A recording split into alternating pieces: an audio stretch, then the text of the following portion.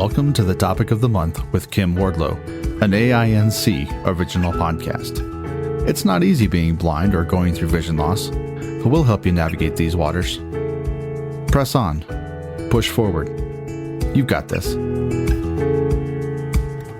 Hello, you are listening to the Topic of the Month from the Audio Information Network of Colorado.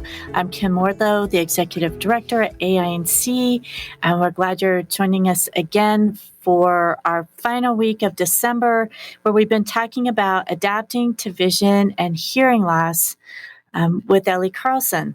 And hopefully everyone has enjoyed their holidays, whatever you celebrate and whomever you celebrated with. I hope you had wonderful holidays.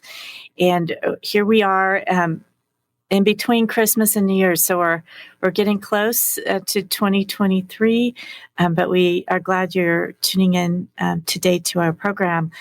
So thank you for joining me again today, Ellie. We're focusing a little bit more this time on hearing loss. So we've been talking about the combination of the two. Last week, we talked a little bit more about vision loss and guide dogs, whether a person has vision loss only or also is deafblind and has a combination of the two. And today, we'll talk more about hearing loss. I hope your holidays went well. Hi, Kim. Thanks. Yeah, we had a great time. So just like vision loss, which I'm a little bit more familiar with vision loss, working in that arena for several years and knowing that there's different stages, sometimes it's gradual, sometimes it's sudden. I'm thinking that is probably similar or can be similar with hearing loss. Are there different stages to hearing loss? Great question. And absolutely, yeah. So depending on the individual and their cause of hearing loss, it can be sudden or it can be gradual. It can be in one ear. It can be in both ears. And, that's we mentioned earlier about the attending an audiology appointment to really understand the nature of the hearing loss and then what kind of accommodations might be appropriate. So, there are some folks who their hearing loss is in the outer ear, the middle ear, the inner ear. Some of them, there's no amount of amplification that's going to help because, their loss is, from the bone. So, working with an audiology is the first line of defense there. And I will say, when you're combining hearing loss with vision loss, the audiologist, their primary concern is that you can hear conversational speech. And that's fantastic. You need to, increase your ability to hear conversational speech as best you can. But what they might not have on their radar is your needs to listen to the environment as an individual who's blind or low vision. So the elevator ding, the traffic, when cars are flowing at the intersection, how are you crossing streets using your hearing? So in a clinical setting, the audiologist isn't really going to have a way to read your hearing skills for a functional environment. There are several folks that I've approached their audiologists and said, hey, their conversational speech settings are good. They're doing better with what you've done. Thank you. They're still struggling to hear or localize the sound of traffic and environmental sounds for safety. So is this something you could meet with us out on a street corner? And a good audiologist will do it. And a lot of them are limited on their time and what they can do in and out of the clinic. But if you can get somebody outside to take a walk with you or at least just meet you on a street corner, what I have folks do is if they have any remaining vision, I have them close their eyes or, put on a sleep shade, a blindfold. And I ask them to point to any car that you hear and point as soon as you hear it, where did it come from? And keep pointing as you're tracking the sound of that vehicle past you or away from you, or in which direction did it go? And that visual information to myself and the audiologist is very helpful in terms of being able to, for the audiologist, adjust their hearing device for safety sounds. And for me to have a conversation with them about okay, you were accurate 50% of the time. So 50% of the time when you cross this street, you're going to get hit. Are you willing to take that risk? or 80% of the time you're accurate. So 20% of that time, are you willing to take that risk? And it's just a good conversation to have, because it's not my place to say, don't cross streets. It's my place to say, here's what risks you're taking. What are you comfortable with? And what other options do we have? Do you get sighted assistance? Do we petition the city to install a accessible pedestrian signal that has audible or tactile or both signal? Yeah, that was my next question. Wow, what are those options? Certainly, yeah. So when someone can't use hearing or vision to cross streets, right, they can detour. Maybe this isn't the right place to cross because it's not safe, but there's another quieter spot that they could cross that's safer. They can use transportation to bridge over that road crossing. So, maybe they walk to the bus stop that's on their same side of the street and then take the bus that takes them to the far side of the street and walk the rest of the way. So they're kind of a hybrid pedestrian and transportation route. Through the Helen Keller National Center, there's been a lot of studies about driver yielding behavior and pedestrian assistance. So for somebody who's deafblind to have a laminated index card or larger 8.5 by 11 with the pre-printed words of cross street is in the biggest, boldest font, because what you don't want to start with is help me. What do you look like when you're standing on a street corner with a sign that says help me? Yeah. Nobody, it's a different intention. They're not so concerned about stopping because you're going to cross the street. Right. Now it looks like, you're looking for handouts. So instead, we start with, on those street crossing cards, we start with the words cross street, tap me if you can help. And so holding that up, and especially in high pedestrian traffic areas, it's very reliable, and people are always happy to help if they know how to and when to. Mm-hmm. So, yep. And anyone using a white cane or a guide dog can access those cards. You can make your own. You can call HKNC to have one sent to you. You can work with your O&M instructor to practice using it, to role play a little bit, and then get some experience with the public. So, yeah. But no, you don't want to risk misjudging a street crossing because you don't have accurate hearing or vision to use there. And a guide dog's not the solution either. They really need to have safe timing to cross as much as possible, or they will burn out. That's good to know too, because I think folks might think, oh, well, I'll just get a guide dog and the guide dog will keep me from going out if it's not safe. That's right. Well, the dogs don't read the pedestrian traffic signals. They don't know when the walk light is on, when the green light is on. That's not something they're trained to look at all. They are trained to refuse stepping forward in the path of a threatening vehicle, but that should be your backup method, not your primary method of street crossing. Mm-hmm. So if you make a mistake, the dog should catch it, but you don't want to put yourself and the dog at risk all the time.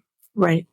You've worked with both individuals with vision loss, with hearing loss, obviously deafblind individuals.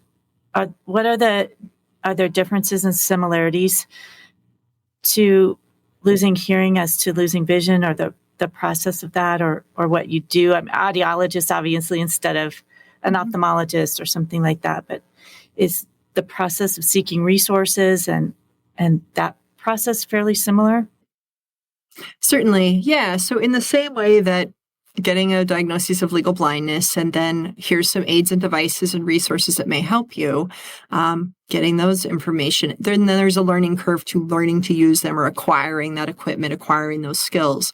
And when you have the diagnosis of a hearing loss, again, there's going to be some recommendations for equipment or techniques, strategies, and resources that it's going to take some time to incorporate into your life.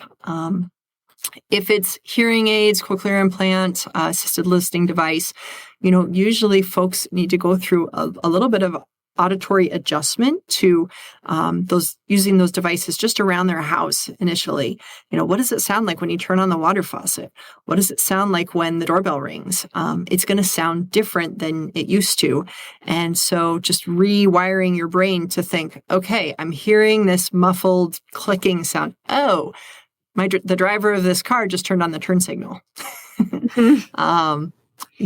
And gosh, I remember several clients who, when they first got their listening devices, they messaged me or called in and were like, oh my gosh, I never knew that the toilet was so loud when it flushes. Right? Or, the turn signal. They didn't even know that the turn signal made a noise until they had amplification. And they were like, there's this little ticking noise every time we go right or left. Yep. Right. So just getting used to what everyday sounds sound like before you're trying to think and learn and work and do all the life skills that you're responsible for. Just giving yourself some time to acclimate is a really good chance. Yeah, it's interesting. I've had a coworker who got cochlear implants, and he had that, and it's like, what is that? Oh, it's a like we didn't even think about it. It was a refrigerator. The refrigerator sound when it clicks on, and just all those things that he had either never heard or it had been a really long time. Right. Since you'd heard them, you kind of forget. Or, if I am tapping my nails on the table, that actually is making a sound. Oh, I forgot that makes a sound. Right. Yeah, just little things. Yeah. And then people's speech patterns. Sometimes, when you have hearing loss, you don't hear how other people are pronouncing words well. And so you may not pronounce them well either. And so having somebody that you're comfortable with be able to practice some words again and just like, for example, I call it a deaf accent. In a hard of hearing accent, there are a lot of folks who say Pisa, like the Leaning Tower of Pisa, but it's pizza. So that's just one example of how if you don't hear the consonant in that word, you are going to pronounce it differently yourself. Right. Right. And so trying to improve your speech patterns and present yourself as a competent, intelligent adult, you want to have accurate speech as best you can. So there are speech language pathologists and the audiologists who can, recommend some speech therapy for you, or just, like I said, work with a trusted person that you're comfortable with. You say, am I pronouncing that right? And actually, you say it this way instead. Okay, let's practice that a little bit. Okay, that's better. Good. Yeah. Another thing that folks, as they're adjusting to new hearing loss, is just considering where they place themselves in a room, especially like restaurants or meetings. There may be a location around the room that they can hear better, and locations around the room where it's challenging. So, for example, going to a restaurant, you don't want to sit right next to the kitchen doors where the servers are going in and out, and there's plates clattering and whatnot. That's just the background noise is not going to work well with your trying to have a conversation at the table. Similarly, you don't want to be right next to the music speaker or the air conditioning unit, something that's going to make an additional background noise. So if you can, understand the layout of the room and request, may I have a seat away from the kitchen and next to the wall? The wall is typically a good spot to reverberate the sound and catch it to your ears better. An open table in the middle of the room, the sounds are just all around you. There's no way to catch that sound and hold it close to your ear to listen. So I suggest somebody sitting near a wall in a corner, but away from background distraction noises. And maybe considering if you're in a work meeting or something, you might not know everybody who's in that meeting, but if you're at a family dinner or something like that, where you know the people that will be sitting around a table, thinking about which voices are more difficult to hear. I've had that. My voice tends to be difficult to hear. So I've had persons say, can you sit by me? Because it's harder for me to hear you than to hear Bob.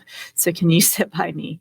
Absolutely. Yeah. If you have the ability to assign seats around your family dining table or your holiday gatherings, yeah, absolutely. You can assign seats, or you can just make those individual requests. Hey, stick close to me. Or if you need to speak to me, if someone's comfortable with touch and you have their permission, touch my shoulder on my left ear when you're going to be speaking to my left ear, or come to my right side. And yeah. So before we started today, we were talking a little bit about technology and adaptive devices for hearing loss. Do you want to talk a little bit about that and what's available for folks, and the benefits, the pitfalls? I know sometimes we think, technology, it will just make everything perfect and okay. And it doesn't necessarily do that, but it can certainly help. Yeah, great question. So I'm going to preface this with, I am not a technology expert. Technology is my weakness, but there are lots of great resources out there that I can refer you to anyone to, or just do your own research. So locally here, we've got Harris Communications, and they have a lot of over-the-counter products that do not need to be prescribed by an audiologist. Things like the Pocket Talker that can just kind of cut out background noise, increase volume, change the pitch of someone who's talking to you through just a regular headphones or earbuds connection. There's things like TV ears, where maybe you want the volume higher on the TV show and the other people in the room need it lower. Or you can hear the anchorman just fine, but you can't hear the weather girl. So being able to change the pitch when she comes on, that's an individual setting. Lots of apps for the phone. The new phones are just amazing with how they can interface with hearing aids, cochlear implants. You can get your phone calls directly to your ear and bypass all the background noise. You don't need to hold it up to your ear. It's pretty cool. And then again, you have those same settings and controls for pitch and volume. I mentioned in a previous segment the ICANN Connect program, the National Distribution for Deafblind Equipment. Your state or region should have a kind of a clearinghouse of telephones and different devices that are accessible for deaf and hard of hearing. So, yeah. Yeah, the Commission for the Deaf and Hard of Hearing and Deafblind really has a lot. That's one of the programs they have, but they really have a lot of resources to help. Absolutely. Folks. Yeah, absolutely. There's new stuff coming out all the time. So I'm sure I'm behind the times as far as what I'm familiar with, but it's out there. So look into it. There's also equipment for safety sounds. So if you're somebody who wears hearing aids or cochlear implant but takes it off at night, having an alarm clock that shakes your bed, it's like a gigantic, our cell phones have a vibration setting. Mm-hmm. And so it's like a big, strong vibration setting device that goes under your mattress. And when your alarm clock goes off, it shakes you awake. That same device can be wired to or wireless to also shake you awake if there's a fire alarm, a security alarm, a doorbell, a baby cry. There's devices for different safety sounds around the house as well. That's good to know. That can be really important. Absolutely. Yeah. And then a hip pager for during the daytime. If you're not in your bed, but the fire alarm goes off, we think of, somebody who's deaf but sighted, they're going to see the strobe lights. Somebody who's sighted but, somebody who's deaf, somebody who can't see is going to hear it. But when you have the combination of vision and hearing loss, the fire alarm may not be accessible to you. So wearing a hip pager that would vibrate in a certain frequency to let you know, fire alarm, get out, that'd be really important. Mm-hmm. Is your audiologist a good place to start when considering equipment, and what type of equipment would they be familiar to know what might be most beneficial for a specific condition? You can certainly check with the audiologist. My experience has been that they are best on medical questions, clinical questions, and for the devices around the house or for the community, those are more on kind of the retail side. Yeah. Okay. There are certainly, one of the reasons I keep plugging Harris Communications, they have audiologists either on staff or in consultation with them as far as how to stock products that are going to be really helpful. Mm-hmm. So I can imagine, depending on the type of hearing loss you have and, what range is difficult for you to hear, or if it's just on one side, or that there might be different devices that would be more beneficial than others. Yeah, absolutely. Absolutely. Is there anything else in terms of adapting to hearing loss that you can think of that would be helpful to folks, and maybe especially if it's something occurring after they've already been living with vision loss, but now they're losing some hearing as well? Certainly. Yeah, I can't say enough for peer support groups. I really think that that's just a great place for people to know that they're not alone in the world. They're not the first person going through this. And other people may have some great strategies or success stories to share to make your life, easier. HLAA, the Hearing Loss Association of America, is a great resource. And one of the most fun things I've heard people doing is attending or starting a local in-person support group called Say What? Where individuals with hearing loss, they literally sit around the table and notoriously they'll start with things that happened at home. Well, my wife said such and such, but what I heard was blah, blah, blah. Right. And it's just a good belly laugh for everybody who knows what that's like and how comical it can be. But it can really cause problems too. If you misunderstand somebody, it changes the decisions you make or the course of action you take. So yikes.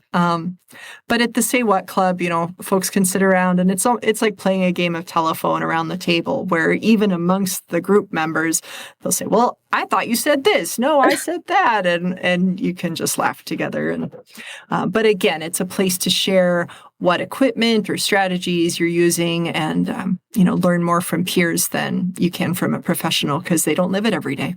Right. Right. Well, thank you, Ellie, for joining me this whole month and talking about adapting to vision and hearing loss and the different aspects, if you have one or the other, or deafblindness. I think people may be a little bit less familiar with deafblindness, and just encouraging folks to seek out resources. I think sometimes it's easy to think, well, it's not so bad. People don't always think about the stages, and that if you get some help early on,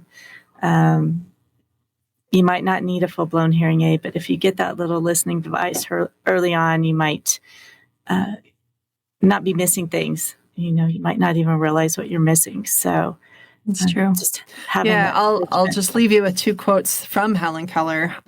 So oftentimes people say, oh gosh, well, which would be worse, being blind or being deaf? And the way that Helen Keller herself phrased it was, my blindness separates me from things. My deafness separates me from people.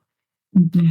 So looking into which accommodations you would need can kind of frame it into that quote. But as you said, it's easy to just think, oh, it's not that bad. I'll just suffer through or sit at home and miss out on things. But no, because Helen Keller herself said, life is either a daring adventure or nothing. So get out there, have adventures. That's right. And reach out, get other people to join you. Absolutely. That's always good. Like you said, connecting with your peers and things that's really helpful.